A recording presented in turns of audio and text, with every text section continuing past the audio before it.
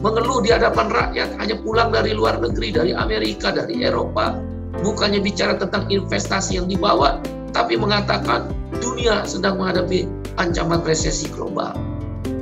Terus kerjamu apa para menteri? Berbicara ke media bahwa menyatakan rakyat harus bersiap-siap menghadapi resesi global 2023. Itu tugasmu menteri, bukan tugas rakyat. Rakyat udah susah, kenaikan harga BBM telah memukul daya beli rakyat 30%. Barang-barang telah meningkat tinggi, akibatnya rakyat susah untuk membeli harga-harga barang-barang tersebut.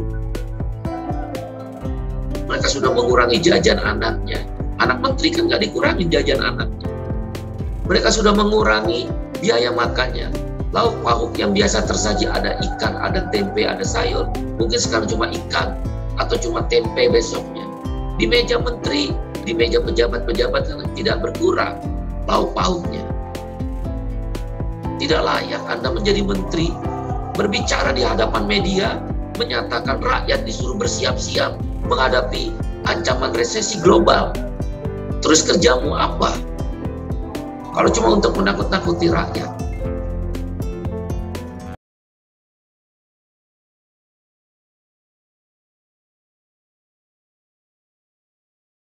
Partai Buruh dan KSPI berpendapat mendesak pemerintah, dalam hal ini para menteri-menteri ekonominya, jangan menjadi provokator dan menakut-nakuti rakyat. Kok senang sekali sih nakut-nakutin rakyat? Kan Anda menteri, Anda dipilih presiden, membantu presiden untuk mengendalikan ekonomi, bukan nakut-nakutin rakyat.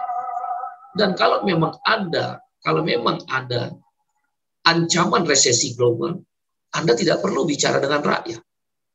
Cukup para menteri mengumpulkan para pengusaha, mengumpulkan stakeholder, menjelaskan situasi ekonomi, ancaman resesi, apa yang harus dilakukan oleh pemerintah, apa yang harus dilakukan oleh pengusaha, apa yang dilakukan oleh stakeholder lain.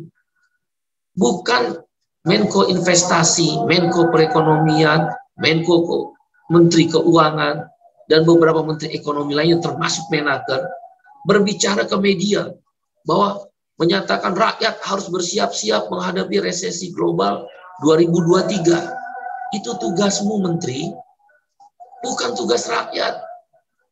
Rakyat udah susah, kenaikan harga BBM telah memukul daya beli rakyat 30%.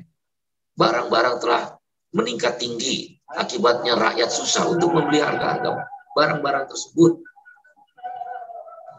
Mereka sudah mengurangi jajan anaknya.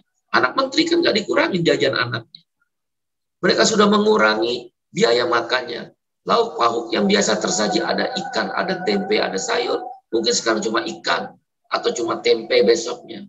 Di meja menteri, di meja pejabat-pejabat tidak berkurang lauk pauknya. Tidak layak Anda menjadi menteri, berbicara di hadapan media, menyatakan rakyat disuruh bersiap-siap menghadapi ancaman resesi global. Terus kerjamu apa?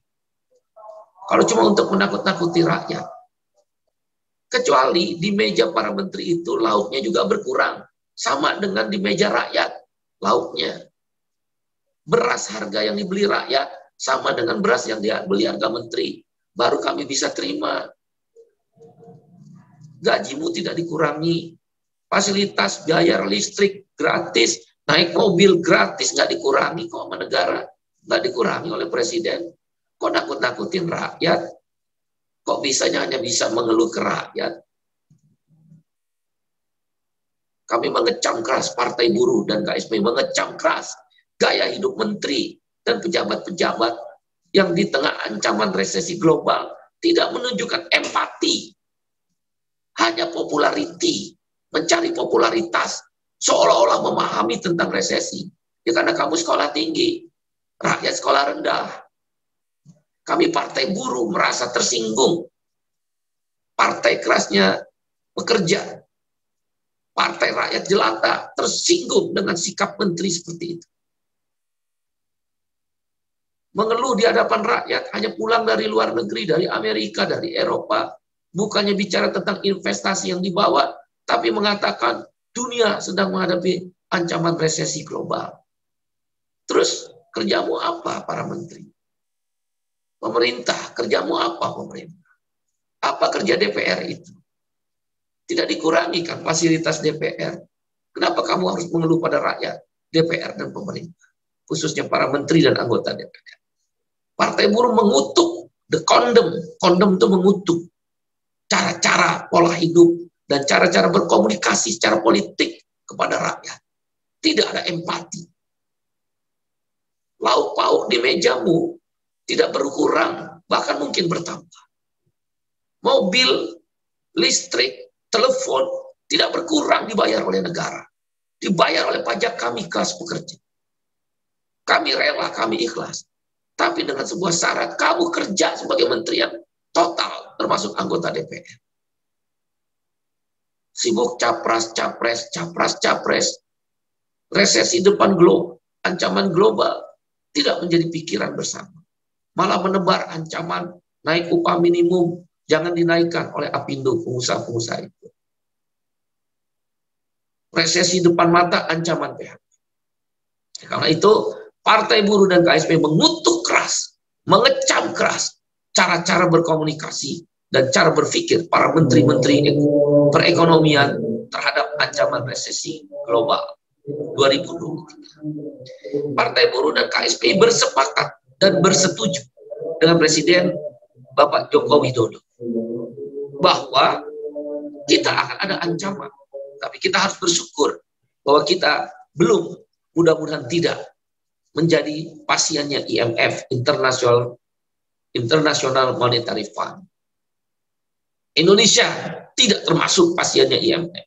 Indonesia di luar 66 negara yang terancam kelaparan. Negeri gemah ripah loh jinawi. Dan yang ketiga, kami melihat pertumbuhan ekonomi masih positif. Masa menteri-menteri, anggota DPR nggak paham apa itu definisi resesi? Resesi itu, sepengetahuan saya, adalah apabila angka pertumbuhan ekonomi 2 kuartal berturut-turut negatif. Nah, kuartal lalu, kuartal 2, positif 5,1%. Mau masuk kuartal 3 berjalan. Sudah berjalan kuartal 3, diprediksi, walaupun BBM naik, diprediksi pertumbuhan ekonomi tetap berkisar 4-5%. Positif. Apanya yang resesi? Dengan demikian kami menolak strategi pengusaha, sudahlah menebar ancaman kenaikan upah jangan ada dengan alasan resesi, dan sekarang menebar ancaman PHK. Semua itu omong kosong, retorika politik. Tidak ada empati kepada orang kecil, kepada kelas pekerja, kepada buruh, kepada petani, nelayan, miskin kota, pekerja rumah tangga. 17 tahun undang-undang PRT belum disahkan.